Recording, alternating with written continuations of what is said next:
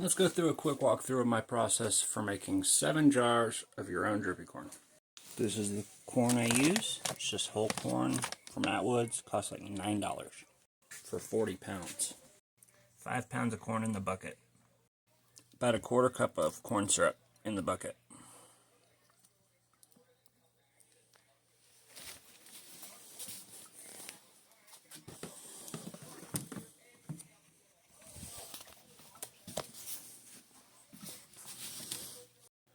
A couple tablespoons of honey in the bucket. Boil filtered water. Toss a lid on your bucket while your water's boiling to keep things out. Once your water boils, add it to the bucket. Put your lid back on your bucket and wait 2 hours. If your bucket has one of these ports, just take it off and just barely put it on. This helps relieve any pressure inside your bucket and also keeps the bugs out. Not that they'd survive in there anyway. 2 hours later, you're going to be looking about like this. Give her a stir and then transfer the contents of this bucket into your pressure cooker. Pressure cook at 15 psi for 25 to 30 minutes. After it's done cooking, depressurize it and then get it poured into strainers. Use one more strainer than you think you need.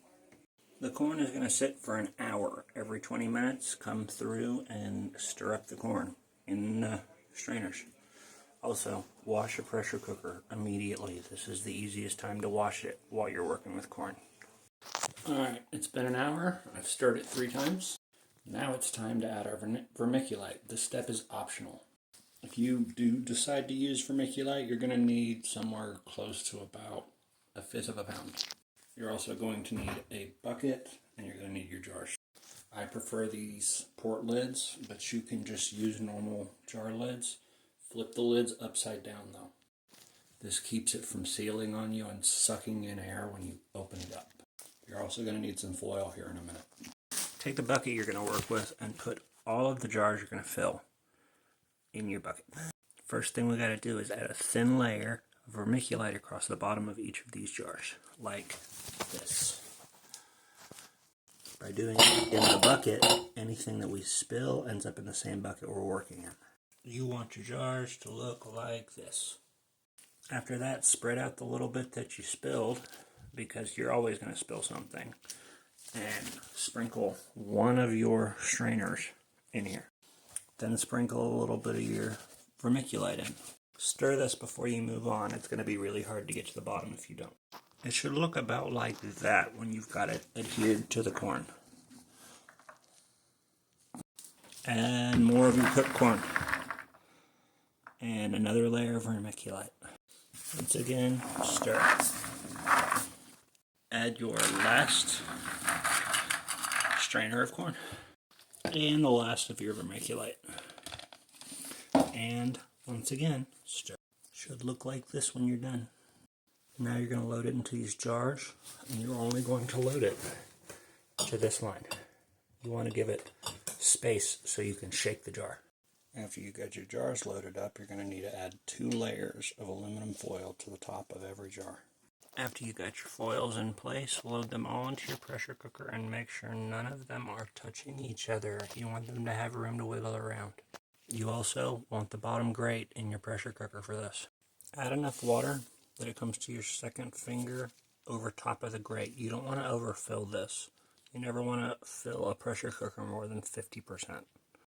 Pressure cook it at 15 psi for 90 minutes at least. Some people go for 2 hours. It's kind of up to the user. The reason we let them sit out and dry is we want the endosperm of the corn and the little bits of mold and fungus that can survive the heat to think it's safe and start to activate. This makes it vulnerable. By pressure cooking it now, we're sterilizing the entire jar. After they're done cooking, you have something that ends up looking like this. All you do is remove this foil, and if you have the silicone gasket there, you just inject your inoculant into that gasket. Leave the foil on until you are ready to use these though. Especially if you're using micro pour tape, you just want to kind of protect them from anything small enough that can get through the tape. You can inoculate this drippy corn with most varieties of mushrooms. In about 4 weeks, it will look like this. you can send it to substrate at this point. It looks like this after you send it to substrate. After about another 2 to 3 weeks, this will be fully colonized and ready to fruit. When it comes time to fruit, I can just cut off the edge of this bag and mist the bag. Or I can put it into a mono tub, cut off the top of the bag, and grow it in the mono tub. We keep it closed until then to avoid contamination.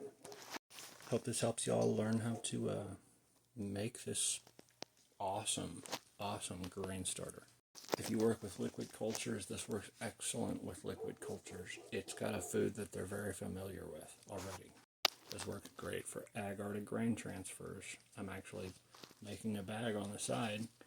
That way I can do an agar to grain transfer. These also work really great for grain to grain transfers. Whatever your goal is with growing mushrooms, knowing how to do this can help you achieve them. Y'all be well.